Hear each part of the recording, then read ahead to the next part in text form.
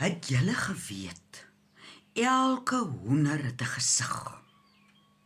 Haai vele, het met my soveel wonderwerke op Teefontein gebeur en ek het nie hoenders regtig geken voordat ek vir oom Johannes ontmoet het nie.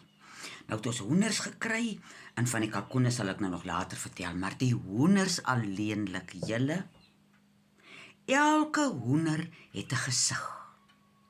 Elke hoender natuurlik het 'n verskillende geaardheid. Party hennetjies is so, party hane is so. En elke hoender het 'n persoonlikheid. As jy 'n trop hoenders sit en dophou, sal jy sien, daai een is so, daai een is so, en hoe hulle met mekaar onderling kommunikeer en praat. As ek nou dink, hoe ongedierig het ons mense met mekaar geraak. Ons is nie so lus om met enigiemand te praat nie en ons vind so fout met almal, maar in die trop hoenders is daar 'n hiërargie. Daar's 'n sekere manier, die jong hane staan terug vir die ouer hane en die ouer henne sit die jong hennetjies op hulle plekke en hoe die hele trop, as daar kuikens is, en die ma's nou nie te kwaai nie, hoe almal die kinders help, die kuikens help groot maak. Ek sê nou kinders, want ek sit te dink nou, hoe sê die slim mense, it takes a village to raise a child. Nou dit sal jy sien by hoenders. En hoe hulle my stem ken. Ek het nou baie van die hoenders al groot gemaak, van kykentyd af. En die dag as ek nie lekker is nie, of as ek weg is, dan wys die hoenders vir jou, die eiers wat hulle lê, waarmee is hulle ontevrede en waarvan hou hulle nie. En die mooiste ding van hoenders is die haan wat kraai. Hy is die heel eerste dier wat weet, ons kry nog 'n dag.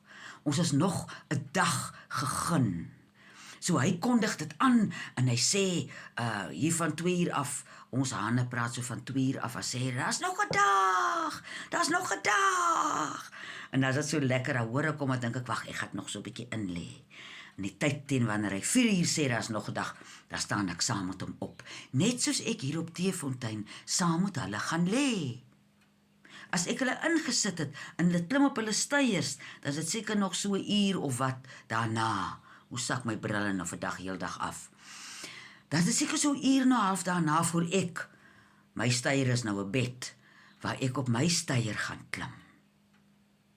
En hoe, as die ure lank word hier in my klein wit huisie, dan gaan sit ek daar onder die groot boom, ons buite sitkamer, en ek sit en kyk die hoenders, as hulle in die middag uitkom om te vy.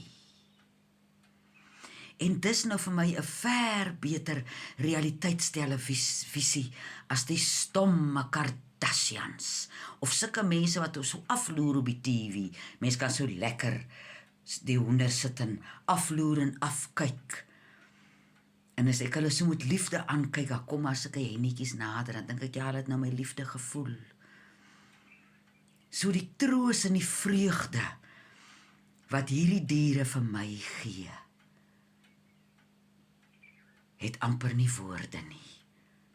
En soggens as ek wakker word, eerste ding wat ek doen, ek sit af hoenderhok toe en ek sê vir hulle, môre, julle hier, ek, hoe gaan dit met julle?